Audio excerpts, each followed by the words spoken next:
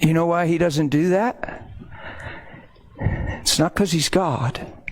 It's because he's love. We're so generic with him. Well, because he's God. No, it's because he's love. And he made man for his image. And he said the goal of our instruction, 1 Timothy 1:5, is love. And he said, if you don't have love, you got nothing. He gets extreme with it, with giftings. He says you can have knowledge of all mysteries, all knowledge, all mysteries. That's a spiritual icon to us. Somebody that has knowledge of all mysteries, that's the closest thing to Jesus we've seen. That's a pretty big deal right there. Everybody wants impartation from that dude. All knowledge, all mysteries. Faith to move every mountain that ever stood in front, just move aside. Faith, bam, move, bam, move. Come on, we're like, lay hands right there, buddy. Oh! He does it on purpose. He's extreme with his description. He didn't say some knowledge in some mountains. He said you can have all knowledge of all mysteries. You can have faith to move every mountain. What he's saying is, you can have what looks like the ability of God and the power of God, but if you don't have the heart of God, you've got absolutely nothing. I don't think my goal is to prophesy. My goal is to become like him. And as I become like him, prophecy will be clear and sharp and productive. And I won't be self-conscious and self-centered, engaged in my spiritual awareness on how God's using me, but instead who he is in me. Very important. Very important, especially when all of us were born into no identity. You understand all this, right? When man was born, he was born outside of what he's here for, so that means he's lost. So nobody in this room growing up has any clue who they really are. It's not until the light of the world comes. It's not until truth springs out of the earth. Man, don't be tricked into anything else. He's the Lord. Here's what impresses me so much. If I didn't have the revelations I had back in the beginning, this is what grabs me. This stuff grabbed me 23 years ago. I'm thinking, you came. I'm that childlike sitting on my bed. You came. I believe you came. In my heart, I believe you came. And through the womb of a woman, you came as a man. That's a big deal.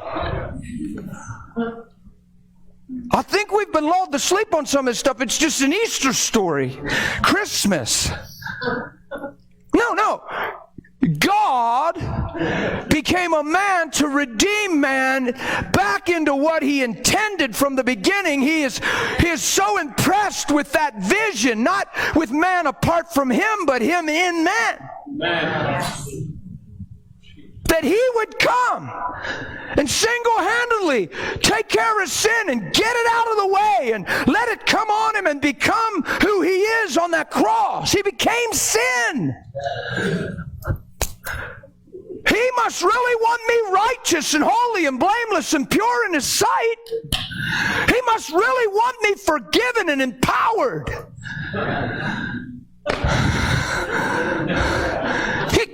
Come on, we got to let first things matter first. You know, is the fact that he came something that has our attention, or have we been religiously lulled to sleep by that knowledge for all these years? And then other things matter more than what matters most. And now it's how I'm doing, how work's going, how I'm being treated, what family member just did something off the wall, how your spouse just, oh my goodness, one of my kids, help me, Jesus. So are we reduced to that? Just trying to get by, just getting through, gospel survival kit?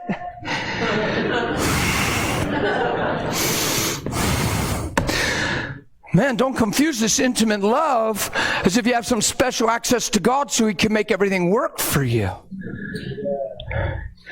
You have this special access to God because He never stopped seeing you for what you're here for and what He created you to be. And you got to grow up into that in all things. Christ in you, the hope of glory. It's the only hope of glory is the Christ in you. It's not your well-being. It's not your circumstances. It's not you getting a promotion. It's the Christ in you is the hope of glory. How well you love, how well you walk like Him, how well you follow Him.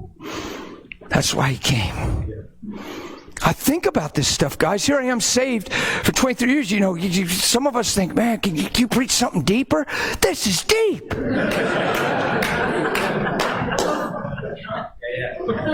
He came.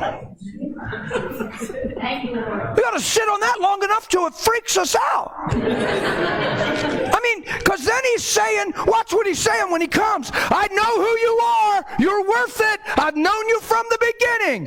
You don't know who you are. You think you're this, that, or the other, or a product of this or that. No. I know you from way back. And no matter where you've been, love hasn't failed. I haven't changed my mind about you. And when sin has abounded, grace has come greater. We ain't letting the devil win this thing. We are in this thing for keeps. And I'm going to pay a price, become what you were, so you can become what I am, a son from the beginning. And I'm going to put my life in you, my nature in you, and I'm going to restore you.